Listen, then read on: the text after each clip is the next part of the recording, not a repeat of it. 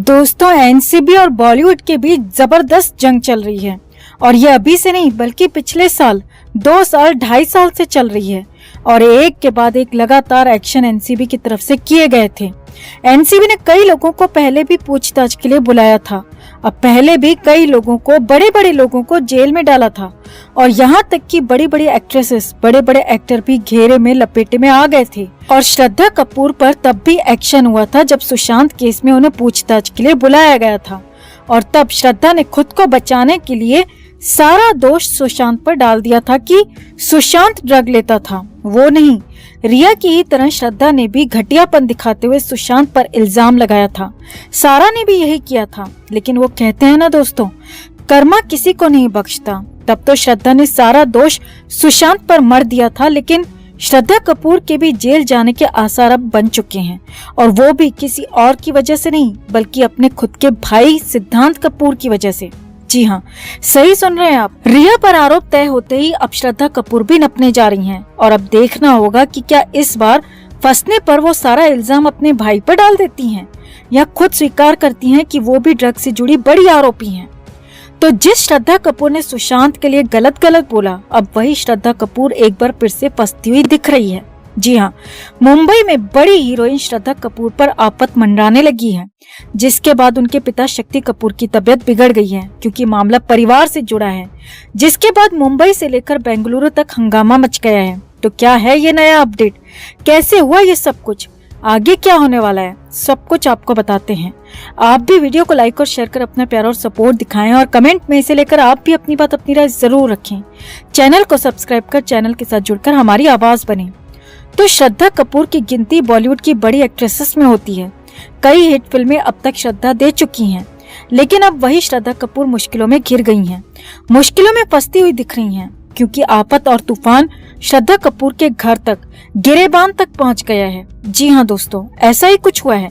तो पहले आपको पूरा मामला बताएंगे और फिर बताएंगे कि श्रद्धा कपूर का हाल क्या है, शक्ति कपूर की कंडीशन क्या है। तो असल में श्रद्धा कपूर इस बार खुद नहीं बल्कि अपने भाई की वजह से मुश्किल में आई हैं। जी हाँ, श्रद्धा कपूर के भाई और शक्ति कपूर के बेटे सिद्धांत कपूर को बेंगलुरु पुलिस और एनसीबी ने बुला लिया और इस बार बहुत बड़ा एक्शन होने वाला है क्योंकि सिद्धांत कपूर को ड्रग लेने के मामले में आरोप में बेंगलुरु में ही गिरफ्तार किया गया था, जिसके बाद हालांकि तब तो सिद्धांत कपूर को बेल मिल गई थी और तब सिद्धांत ने पुलिस से कहा था कि उसे किसी ने ड्रिंक दी, किसी ने सिगरेट दी और उसके शरीर में ड्रग कैसे पहुंचा वो नहीं जानते। अब हालांकि पुलिस ने तो ये बात मान ली और सिद्धांत कपूर को बेल तब मिल भी गई, लेकिन जैसे ही मामला एनसीबी के पास पहुंचा तो सिद्धांत कपूर की हालत खराब हो गई क्योंकि एनसीबी ने इस बार सीधे ही सिद्धांत कपूर को तलब कर लिया और सीधे बेंगलुरु में ही, बेंगलुरु पुलिस के सामने ही तलब कर लिया, बुला लिया। हालांकि बुलाया तो पूछताछ के लिए गया है, लेकिन साफ साफ माना ये जा रहा है कि वहीं पर पूछताछ के दौरान या फिर पूछताछ के बाद सिद्धांत कपूर को अरेस्ट किया जा सकता है, गिरफ्तार किया जा सकता है, जो कि बहुत बड़ा एक्शन होगा। अब सिद्धांत कपूर की बहन होने के नाते नहीं बल्कि श्रद्धा कपूर की मुश्किल इससे कहीं ज्यादा है। असल में सिद्धांत कपूर ने पिछली पूछताछ में बताया था कि उसके खर्चे के पैसे उसकी बहन यानी कि श्रद्धा कपूर देती हैं और इस बार सिद्धांत कपूर को गिरफ्तार किया जाता है और ड्रग वाला मामला साबित हो जाता है तो फिर तो पिछली वाली बात को मानते हुए श्रद्धा कपूर को भी समन हो सकता है क्योंकि ड्रग खरीदने के लिए पैसे तो श्रद्धा कपूर ने ही दिए थे और ड्रग के लिए फंडिंग, पैसा देने के मामले में कारोबार करने के आरोप में श्रद्धा कपूर को समन किया जा सकता है और यहाँ पर भी आरोप साबित हो जाते हैं तो फिर तो श्रद्धा कपूर भी अरेस्ट हो सकती है, जेल हो सकती है उन्हें। जी हाँ, सही सुन रहे हैं आप, श्रद्धा कपूर अरेस्ट हो सकती है, गिरफ्तारी के बाद जेल भी भेजी जा सकती है और हालत इतनी बुरी भी हो सकती है कि जमानत तक के लाले पड़ जाएं क्योंकि मामला एनडीपीएस एक्ट से जुड़ा हुआ है और इसीलिए श्रद्धा कपूर की हालत तो खराब है और साथ ही साथ शक्ति कपूर की कंडीशन भी बिगड़ गई है। शक्ति कपूर को भी पता है कि सिद्धांत तो अंदर जाएगा ही, साथ ही साथ श्रद्धा कपूर भी अंदर जा सकती है, उसे भी जेल हो सकती है और इसीलिए शक्ति कपूर की हालत बिगड़ी हुई है, कंडीशन खराब होती जा रही है। सिद्धांत कपूर को बेंगलुरु बुलाया गया और सबकी नजर उसी पूछताछ पर अटकी हुई है।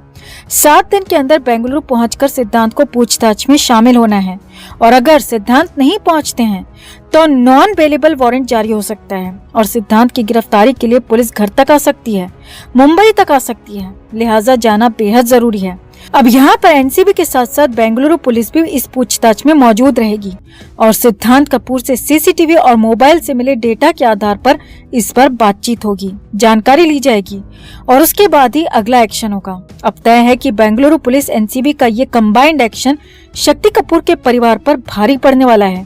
पहले बेटा सिद्धांत कपूर गिरफ्त में आ सकता है और फिर बेटी श्रद्धा कपूर के लिए भी मुश्किलें खड़ी हो सकती हैं और इसी वजह से शक्ति कपूर का बीपी बढ़ा हुआ है, परेशानी बढ़ी हुई है। तो आपका क्या मानना है दोस्तों, क्या इस बार श्रद्धा कपूर पूरी तरह से फंस जाएंगी या फिर बचने की कोई गुंजाइश अभी भी बची हुई है? क्या इन सारे ड्रगियों का जिन्होंने सुशांत को ड्रगी दिखाने की कोशिश की, अब उनका हिसाब होने वाला है? कमेंट में आप भी अपनी बात, अपनी राय जरूर रखें और वीडियो को लाइक और शेयर कर अपना प्यार और सपोर्ट भी जरूर दिखाएं। और उसी रिया को लेकर 8 जून का बड़ा खुलासा हुआ है। जी हाँ, रिया चक्रवर्ती उसी अपार्टमेंट में रह रही थी और लंबे समय से रह रही थी,